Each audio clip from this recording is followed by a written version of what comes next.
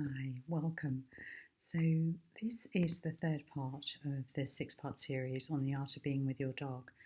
So, this is about emotional and physical needs of your pet, and it's an important, really important awareness because many of us treat our companions as um, they are there to satisfy our needs and wants. And there, of course, are others really well meaning who have taken a very textbook approach to animals. And then there are, of course, again, well meaning, where we have them as pets, but we don't really understand our pets.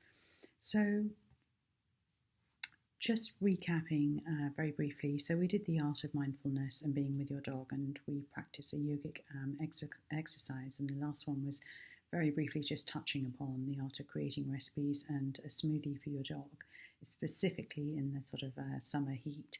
And then, of course, we're going to be focusing on the emotional and physical needs of the dog. So, obviously, we want to create a good environment for our four-legged sentient beings, and we need to ensure that their diet is good, and we need to ensure that they're protected from injury. But what we forget sometimes is that each of these animals have a very unique personality. So I know we generically say dogs, but it's as generically saying humans. Dogs are very, very specific, whether to breed, whether to background, whether to genetics, DNA, the context, the surroundings that they've been brought up in. And they display the very, very similar range of emotions that humans do.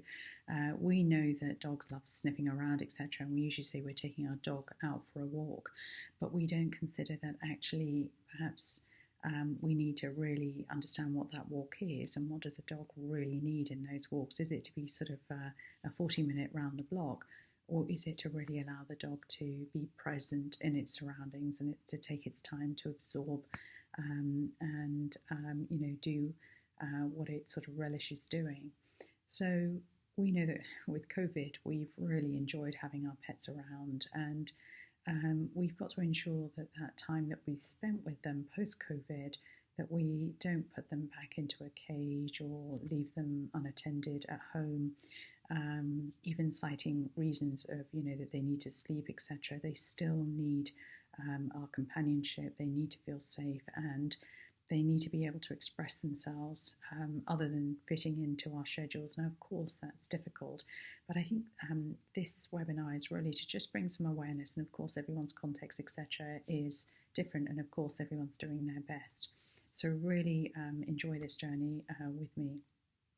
So there was a famous neuroscientist that I came across. His name's Jack Panksepp, and he's also a psychobiologist, and he studied the dog emotions, and I found it fascinating because dogs have they have emotions of rage, of fear, of lust, of care, of panic and play.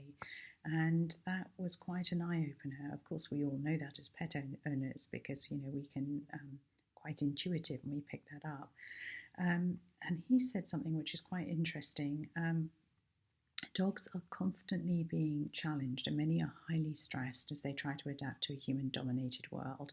They need all the help they can get to learn how to coexist with other dogs and their humans. And there's a fantastic dog behaviourist, Linda Michaels, who emphasises that nothing is lost and everything is gained by being nice to your dog and by paying very close attention to what each and every individual needs. Now, what I found absolutely fascinating, as you know, my background is in law, but I love psychology as well because, of course, everything's interconnected. We can't put things into silos. But what I came across was fascinating was something called the hierarchy of dogs' needs. And just like Maslow's scale and psychological scale, Maslow's scale of hierarchical needs for humans, there's one for dogs. And so at the very base level is the biological needs. And this, of course, is nutrition, water, surroundings, etc. And then, of course, there's the emotional needs. They need to be able to express all of their range of emotions, fear, lust, anger, rage, etc. And then, of course, social needs, the ability to play with other dogs, to bond with their humans, and to really have the ability to play. And then, of course, it's to ensure that when animals are brought into our context, that they're not forced into that. They have the ability to interact with us. And this includes therapy dogs as well, or other assistance dogs, is to really allow them to express themselves. And of course, that's very, very difficult. And of course, at the top of the hierarchy of dogs' needs is a real, the just like us, we like change and growth. Animals like the ability to develop their cognitive skills, because that keeps them sharp and happy and not get into a depressive state. So I found that extraordinarily interesting, because it gave me a new lens. Of course, I was very intuitive and still am with my dog, but it gave me a new lens of sort of putting something in language that I could talk about, as opposed to just saying, that I care for my dog, I love my dog. I would look at those needs and say, am I allowing my dog to express those? And the interesting thing is, the more I studied this, the more I looked at sort of what are signs of, say, hyperarousal, and that's not necessarily good.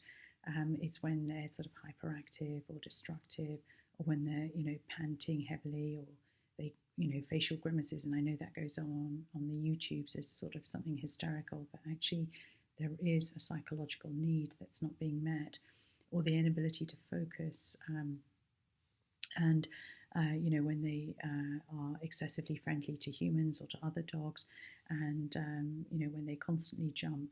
Again, that's an expression that's not being able to be properly manifested, so it comes out in those sort of behaviours. Now, it might be perceived as cute, but it's actually not a good thing that's being sort of manifested.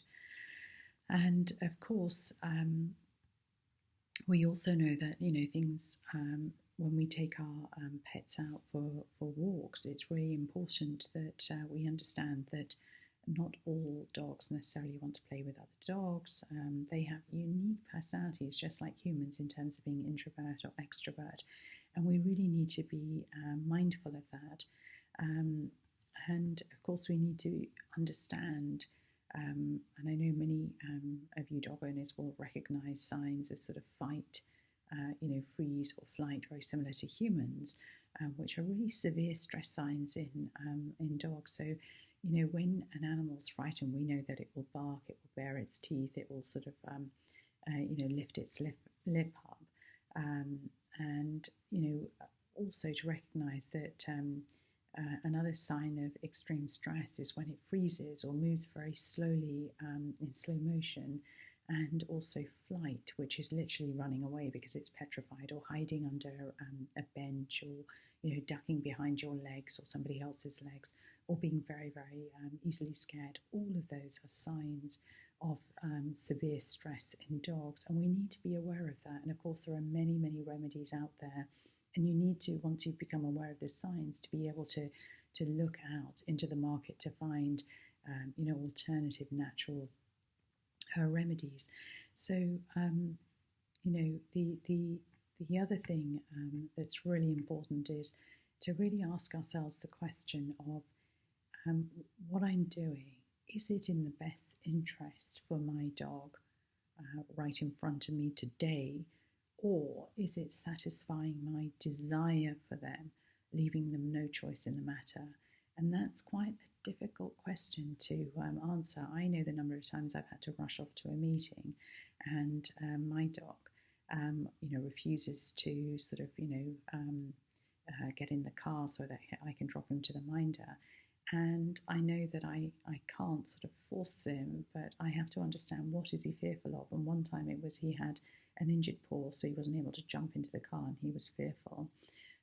The second time is he had quite severe diarrhea, and when I allowed him to be, seconds later, he allowed him.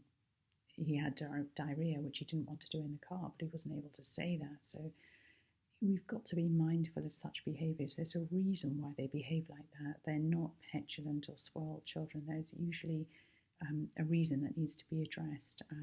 If they've been left indoors for too long, then obviously they don't want to come back in. So we need to address the issue of how do we ensure that they are challenged when they're playing outside, or create new environments, etc.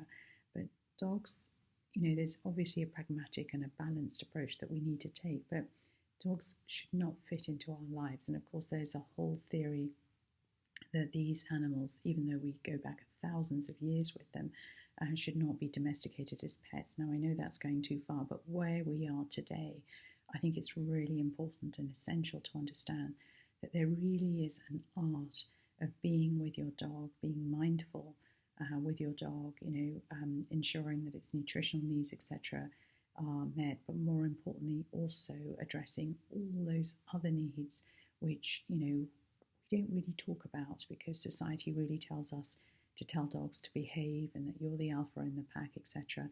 It doesn't allow the uniqueness of the little creature, the little sentient being that's with you. So it's really to trust yourself and also to go with the flow. I certainly call my dog my own guru, who's taught a lot to me about what is normal and what isn't. Trying to fit into 100 deadlines for what, and how to really be present and to be. So I'm really excited about your journey, and I'd love to hear back from you. Thanks so much.